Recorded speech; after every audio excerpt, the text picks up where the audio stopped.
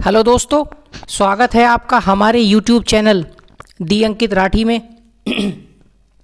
Friends, जैसा कि आपको पता ही है कि सबसे पहले हम एंशिएंट हिस्ट्री यानी प्राचीन भारत कर रहे हैं, जिसमें हम सभी चैप्टरों की chapter wise MCQ test series लगा रहे हैं और आज हमारी तीसरी क्लास होने जा रही है। इससे पहले हम 2 क्लास ऑलरेडी कर चुके हैं, जिसमें हम पहली क्लास में सिंधु सभ्यता और दूसरी क्लास में पाषाण काल यानी स्टोन एज के बारे में हमने 20-20 क्वेश्चन MCQ फॉर्म में टेस्ट लगाए हैं, जिसकी प्लेलिस्ट मैंने बना दी है। आप जाकर चैनल पर चेक कर सकते हैं। जिन्होंने वो क्लास नहीं देखी है वो प्लेलिस्ट में जाके चेक कर लेंगे। एंशिएंट हिस्ट्री के नाम से टेस्ट सीरीज के एंशिएंट हिस्ट्री टेस्ट सीरीज के नाम से प्लेलिस्ट बनाई हुई है। तो बिना देरी किए आज की क्लास शुरू करते हैं। और क्लास शुरू करने से पहले मैं बता देता हूं, जो लोग चैनल पर नए हैं या जिन्होंने अभी तक चैनल को सब्सक्राइब नहीं किया है, वो चैनल को सब्सक्राइब कर लीजिए और बेल आइकन को भी दबा दीजिए, ताकि आगे आने वाली हमारी सभी वीडियोस के नोटिफिकेशन आपको टाइम टू टाइम मिलते रहें।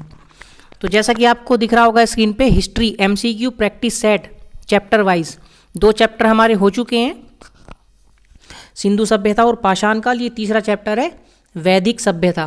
माफ़ कीजिए, चैप्टर का नाम लिखना मैं भूल गया हूँ। तीसरा चैप्टर है वैदिक सभ्यता। तो पहला ही प्रश्न आपको स्क्रीन पे दिख रहा होगा, वेदों की रचना किस भाषा में हुई थी? संस्कृत, पाली, प्राकृत या तमिल? 4 ऑप्शन आपको दिख रहे होंगे स्क्रीन पे। बताइए क्या हो जाएगा करेक्ट आंसर। किसी को पता है तो फटाफट कमेंट कीजिए, इसका सही उत्तर क्या होगा। किस भाषा में वेदों की रचना हुई थी? बताइए फटाफट बताइए फ्रेंड्स। वेदों की रचना हुई थी संस्कृत भाषा में, यानी कि क्वेश्चन नंबर 1 का ऑप्शन नंबर ए, पहला ही ऑप्शन बिल्कुल ठीक हो जाएगा। ठीक है फ्रेंड्स, चलिए नेक्स्ट क्वेश्चन पे चलते हैं। और आज की क्लास का क्वेश्चन नंबर 2, क्वेश्चन नंबर 2 ये रहा स्क्रीन पे। ऋग्वेद में कुल कितने सूक्त हैं? 2 चीज़ ध्यान रखेंगे फ्रेंड्स। यदि सूक्त पूछता है तो इसी ऑप्शन में से बताना है आपको, जो 4 ऑप्शन दिए गए हैं। और ऋचाएं पूछता है या मंत्र पूछता है तो मैं आपको बता देता हूं, ऋग्वेद में मंत्रों की संख्या कितनी है? 10,552। ठीक है, या कहीं कहीं पे 10,580 भी आपको लिखने के लिए मिल सकता है, देखने के लिए। वैसे 10,552 जो एग्जैक्ट आंसर है। फिलहाल इस क्वेश्चन का आंसर आप दीजिए, बताइए बताइए फटाफट क्या हो जाएगा। किसी को पता है तो कमेंट कीजिए अपना राइट आंसर। ऋग्वेद में कुल कितने सूक्त हैं? तो इसका राइट आंसर हो जाएगा ऑप्शन नंबर ए। ठीक है, यानी कि 1028 सूक्त हैं। और वहीं आपसे ऋचाएं या फिर मंत्र पूछता है तो 10,552। ठीक है, सबसे पुराना वेद है ऋग्वेद। चलिए नेक्स्ट क्वेश्चन देख लेते हैं। वैदिक सभ्यता किस नदी के किनारे विकसित हुई? गंगा, सिंधु, सरस्वती या फिर यमुना? 4 ऑप्शन आपको दिए गए हैं। अपना राइट आंसर फटाफट कमेंट कीजिए। क्लास लाइव चल रही है एकदम, मैं लाइव भी आपके कमेंट साथ के साथ पढ़ता रहूँगा। फटाफट कमेंट करते रहिए। और कमेंट कई बार आप क्या करते हैं, A, B, ए बैस है, इस तरह से कमेंट नहीं करना है। आपको कमेंट करना है क्वेश्चन नंबर 3, और आपने ए ऑप्शन दिया है तो क्वेश्चन नंबर 3 का ए, या क्वेश्चन नंबर 3 का आप A भी लिख सकते हैं, कोई प्रॉब्लम नहीं है। लेकिन केवल A, B, C, ए ऐसे लिखेंगे तो ये पता नहीं चल पाएगा आप क्वेश्चन नंबर 3 का आंसर दे रहे हैं, 2 का या फिर 1 का। ठीक है, तो क्या हो जाएगा इसका राइट आंसर? वैदिक सभ्यता किस नदी के किनारे विकसित हुई थी? सरस्वती नदी के किनारे, यानी कि ऑप्शन नंबर क्वेश्चन 3 का ऑप्शन नंबर से, यानी कि 3rd ऑप्शन बिल्कुल करेक्ट आंसर हो जाएगा। ठीक है फ्रेंड्स, चलिए नेक्स्ट क्वेश्चन देख लेते हैं। क्वेश्चन नंबर हो जाएगा इसका 4। सभा और समिति का संबंध किससे था? राजनीति से, धर्म से, शिक्षा से या फिर कला से? बताइए क्या हो जाएगा आपका राइट आंसर। फटाफट अपना राइट आंसर कमेंट कीजिए, क्या आपका राइट आंसर हो जाएगा। किससे था सभा और समिति? क्या थी सभा और समिति? जो राजनीतिक काम में सहयोग करती थी राजा के, यानी कि क्वेश्चन नंबर 4 का ए, यानी कि पहला ही ऑप्शन बिल्कुल करेक्ट आंसर हो जाएगा। राजनीति से संबंध था। ठीक है, चलिए नेक्स्ट क्वेश्चन देख लेते हैं आज की क्लास का। Question number 5। फ्रेंड्स अभी हमने छोटे छोटी क्लास रखी हैं, 20-20 क्वेश्चन के एमसीक्यू हैं। आप सजेशन देंगे, आप चाहते हैं क्वेश्चन की संख्या बढ़ाना तो हम 25 से 30 क्वेश्चन भी इसमें बढ़ा सकते हैं। लेकिन जितने भी क्वेश्चन हैं सभी के सभी जो बिल्कुल महत्वपूर्ण क्वेश्चन हैं, अलग अलग परीक्षाओं में पूछे गए हैं, वही क्वेश्चन हमने इंक्लूड किए हैं इसमें। क्लास पसंद आ रही है तो क्लास को लाइक कर देंगे, और यदि अभी तक किसी ने सब्सक्राइब नहीं किया है चैनल को तो सब्सक्राइब कर लेंगे। तो बताइए क्या हो जाएगा राइट आंसर क्वेश्चन नंबर 5 का। गायत्री मंत्र किस वेद में मिलता है? सामवेद, ऋग्वेद, यजुर्वेद और अथर्ववेद। फटाफट बताइए किस वेद में मिलता है? गायत्री मंत्र का मिलता है ऋग्वेद में, यानी कि क्वेश्चन नंबर 5 का ऑप्शन नंबर आपका बे, सेकंड ऑप्शन बिल्कुल करेक्ट हो जाएगा। ठीक है फ्रेंड्स, ऑप्शन नंबर बे। और आपको ये भी बताना है कि ऋग्वेद के कौन से मंडल में, यानी कि कौन से चैप्टर में गायत्री मंत्र मिलता है। जिसको पता है कमेंट बॉक्स में बताएंगे कि ऋग्वेद में जो मिलता है गायत्री मंत्र, ऋग्वेद के किस चैप्टर में मिलता है। ऋग्वेद में 10 चैप्टर हैं, 1 से लेकर 10 तक 10 चैप्टर हैं, कौन से चैप्टर में मिलता है। ठीक है, कमेंट में बताएंगे ऑफलाइन बाद में। चलिए नेक्स्ट क्वेश्चन देख लेते हैं, क्वेश्चन नंबर 6 आज की क्लास का। ऋग्वेद में सर्वाधिक सूक्त किस देवता को समर्पित है? सूक्त का मतलब है जो हमने शुरू में आपको बताए थे 1028, किस देवता को समर्पित है सबसे ज़्यादा? अग्नि को, इंद्र को, वरुण को या फिर सोम को? बताइए फटाफट। और फिर मैं आपको बताऊंगा कि कितने समर्पित हैं। किसी को पता है तो राइट आंसर फटाफट कमेंट कीजिए। कमेंट आपके लाइव चल रहे हैं, मैं देख रहा हूँ। ऋग्वेद में सर्वाधिक सूक्त किस देवता को समर्पित है? अग्नि को, सॉरी इंद्र को, यानी कि क्वेश्चन नंबर 6 का ऑप्शन नंबर बे, सेकंड ऑप्शन करेक्ट आंसर हो जाएगा। और कितने सूक्त समर्पित हैं इंद्र देवता को? 250। फर्स्ट नंबर पे इंद्र देवता, सेकंड नंबर पे कौन है? अग्नि देवता, उनको कितने समर्पित हैं? 200। ठीक है, बाकी और भी देवता हैं, उनके बारे में आप जानना चाहें तो चैप्टर पढ़ सकते हैं, कितने कितने सूक्त समर्पित हैं। इन दोनों के बारे में परीक्षा में पूछा हुआ है, इंद्रदेव को कितने और अग्निदेव को कितने। सर्वाधिक इंद्र देवता को, सेकंड नंबर पे अग्नि देवता को 200 सूक्त। ठीक है, चलिए नेक्स्ट क्वेश्चन पे चलते हैं। आज की क्लास का क्वेश्चन नंबर 7। वैदिक काल में गो शब्द का अर्थ क्या था? गो किसको बोलते थे? पशु को, धन को, सूर्य को या फिर धरती को? बताइए राइट आंसर फटाफट कमेंट कीजिए। किसी को पता है तो कमेंट करेंगे। और मैं आपको पहले ही बता देता हूं कि गो शब्द का अर्थ जो लोग पशु बताने वाले हैं वो बिल्कुल गलत है। पशु इसका राइट आंसर नहीं होगा। ठीक है, तो गो शब्द का अर्थ क्या होता है? धन, यानी कि ऑप्शन नंबर बे इसका बिल्कुल करेक्ट आंसर हो जाएगा, सेकंड ऑप्शन। ठीक है, गो धन को बोलते थे। चलिए नेक्स्ट क्वेश्चन देख लेते हैं आज की क्लास का। क्वेश्चन नंबर 8, पुरुष सूक्त किस वेद में पाया जाता है? बताइए। 4 वेद होते हैं, ऋग्वेद, सामवेद, यजुर्वेद, अथर्ववेद। किस वेद में पुरुष सूक्त पाया जाता है? फटाफट राइट आंसर कमेंट करेंगे किसी को पता है तो, वरना फिर मैं तो आपको बताऊंगा ही। बताइए। और ये भी बताऊंगा कि किस मंडल में मिलता है।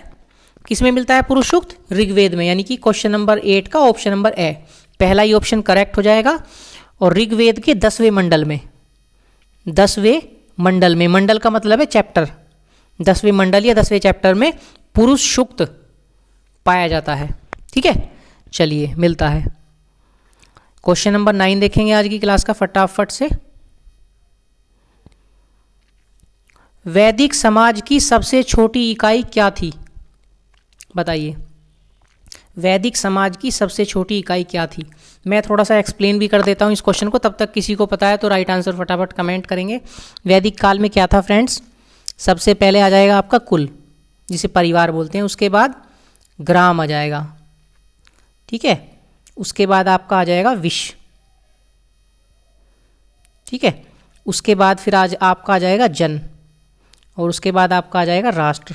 यानी कि सबसे बड़ी इकाई क्या है? राष्ट्र, उससे छोटी जन, उससे छोटी विश्व, उससे छोटा ग्राम और उससे छोटा कुल। तो सबसे छोटी इकाई क्या हो जाएगी? कुल हो जाएगी। तो कुल कौन से ऑप्शन पे दिया है? Option number the pay. तो क्वेश्चन नंबर 9 का चौथा ऑप्शन कुल बिल्कुल करेक्ट आंसर हो जाएगा। आई होप आपको समझ में भी आ गया होगा, और किसी को नहीं पता था तो इसका स्क्रीनशॉट ले लेंगे। ठीक है, और इस क्लास की PDF आपको व्हाट्सएप ग्रुप जो हमने बना रखा है उस पर भी सेंड कर देंगे। और जो लोग टेलीग्राम से जुड़े हैं वो टेलीग्राम से इसकी PDF ले लेंगे। टेलीग्राम का जो लिंक है डिस्क्रिप्शन में दिया गया है। हमारे टेलीग्राम, फेसबुक, इंस्टाग्राम और यूट्यूब जो भी है सोशल साइट, सबका लिंक आपको इस वीडियो के डिस्क्रिप्शन में मिल जाएगा, आप वहाँ से ज्वाइन कर सकते हैं। ठीक है फ्रेंड्स, चलिए आई होप कि क्लास आपको पसंद आ रही होगी। क्लास आपको पसंद आ रही है तो लाइक कर देंगे, शेयर कर देंगे अपने दोस्तों को, और ऑफलाइन बाद में जब क्लास खत्म हो जाएगी तो कमेंट भी ज़रूर करेंगे, अपना सजेशन या सुझाव जो भी होगा ज़रूर देंगे वीडियो के लास्ट में। चलिए नेक्स्ट क्वेश्चन देख लेते हैं आज की क्लास का, क्वेश्चन नंबर 10। फ्रेंड्स मुझे नहीं लगता कि क्लास की स्पीड कुछ ज़्यादा है, लेकिन आपको लगता है कि ज़्यादा स्पीड से चल रहे हैं तो थोड़ा आप कमेंट करके बता देंगे, उसी के अकॉर्डिंग फिर स्पीड मैनेज की जाएगी। वैदिक लोगों का मुख्य व्यवसाय क्या था? जो वैदिक सभ्यता थी उसके लोग क्या काम करते थे मुख्य रूप से? कृषि करते थे, व्यापार करते थे, शिल्प करते थे, या फिर युद्ध करते थे? क्या काम था बताइए, राइट आंसर कमेंट कीजिए फटाफट कमेंट बॉक्स में। क्या हो जाएगा इसका राइट आंसर? क्या करते थे वैदिक सभ्यता के लोग? कृषि करते थे, यानी कि क्वेश्चन नंबर 10 का ए ऑप्शन, पहला ही ऑप्शन बिल्कुल करेक्ट आंसर हो जाएगा। ठीक है फ्रेंड्स, चलिए नेक्स्ट क्वेश्चन, यही सिंधु सभ्यता के बारे में पूछता है, इंडस वैली सिविलाइजेशन के बारे में। तो वो लोग क्या करते थे? व्यापार करते थे, बिजनेस करते थे। ठीक है, और वैदिक सभ्यता के लोग क्या करते थे? कृषि करते थे। क्वेश्चन नंबर 11 ये रहा स्क्रीन पर। अश्वमेध यज्ञ का उद्देश्य क्या था? राज सत्ता की स्थापना, सैन्य शक्ति बढ़ाना, देवताओं की पूजा, या फिर संतान की कामना? फटाफट बताएंगे क्या हो जाएगा इसका करेक्ट आंसर। मैं आपको बता देता हूँ फ्रेंड्स तब तक कि जो अश्वमेध यज्ञ राजा द्वारा किया जाता था उसमें घोड़े को छोड़ देते थे, उसके गले में एक तख्ती बांध के, और जो राज्य और उनके राजा अश्वमेध यज्ञ के लिए छोड़े गए घोड़े को पकड़ लेते थे। मतलब जो उनकी अधीनता स्वीकार कर लेते थे वो घोड़े को आगे निकल जाने देते थे, और जो उनकी अधीनता स्वीकार नहीं करते थे, जिन्होंने घोड़ा छोड़ा है, तो वो घोड़े को पकड़ लेते थे।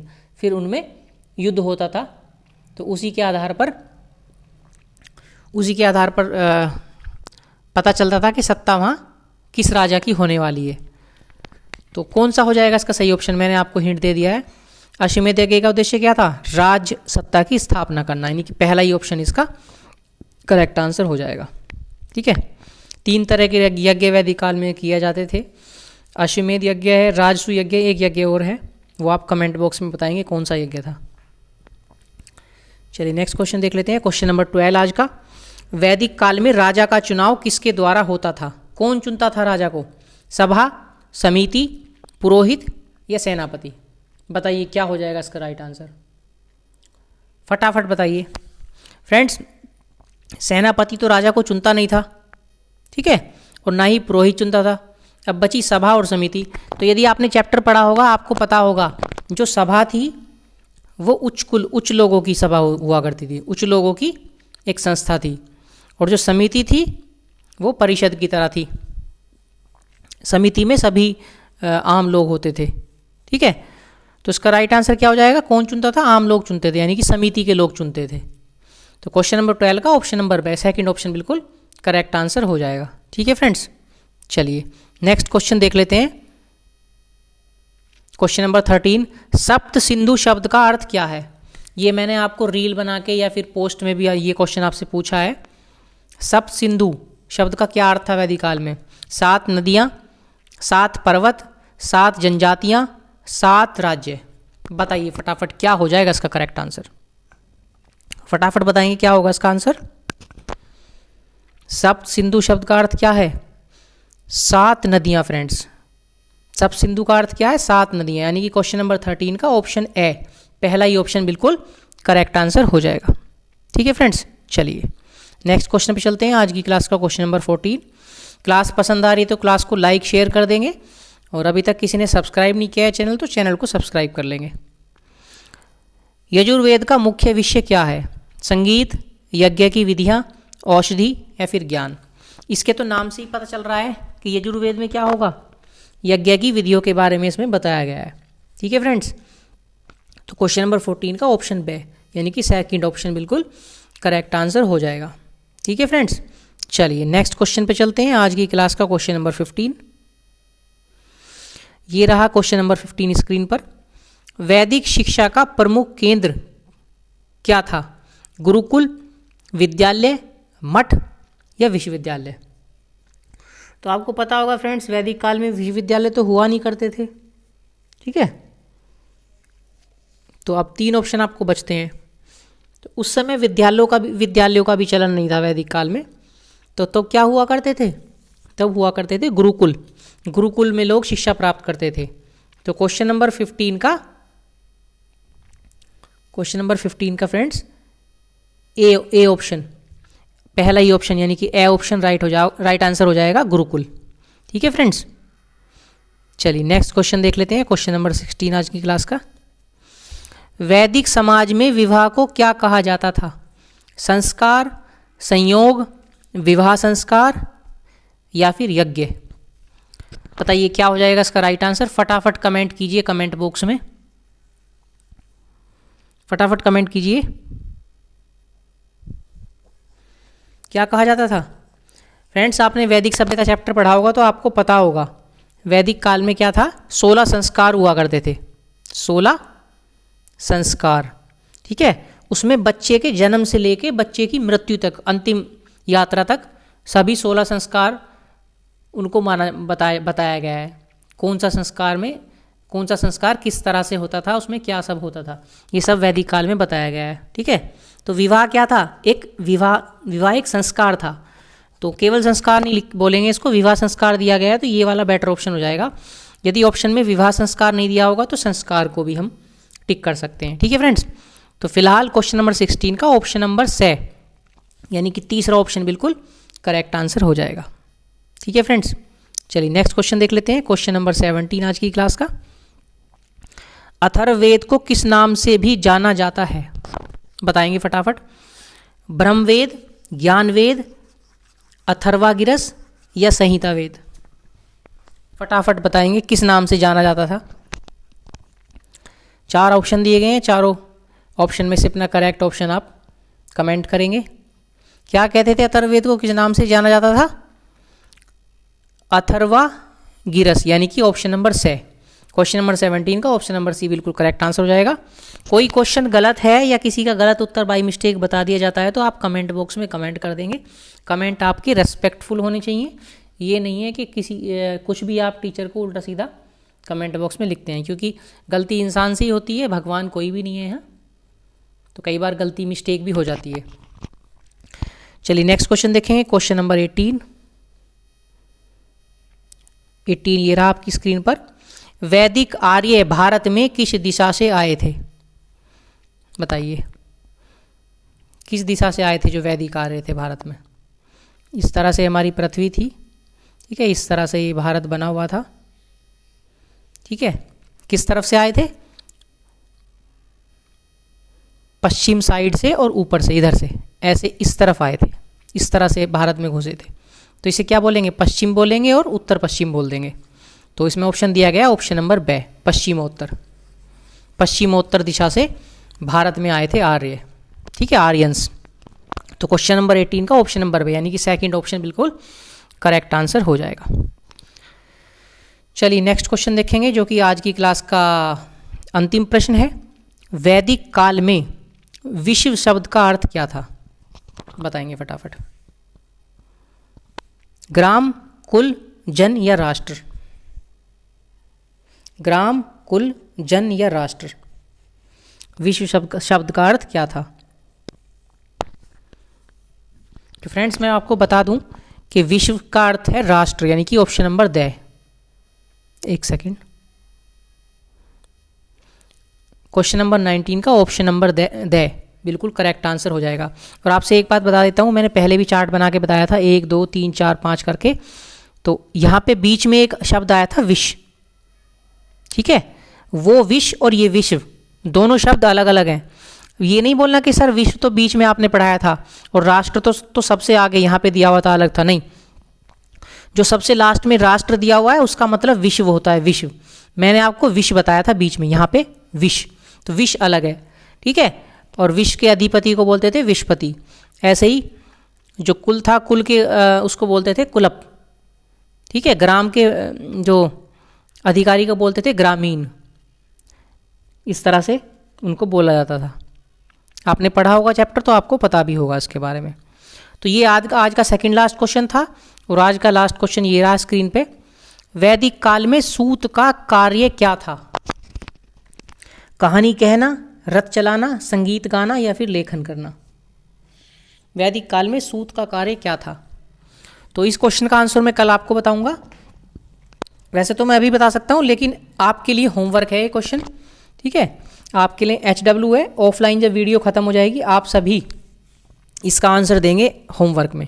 किसी को पता है तो अच्छी बात है, नहीं पता है तो एक बार चैप्टर पढ़ेंगे या फिर गूगल करके भी आप यदि आप चेक करते हैं तो फिर आप चैप्टर में भी एक बार पढ़ लेंगे सूत किसे बोलते थे, ठीक है।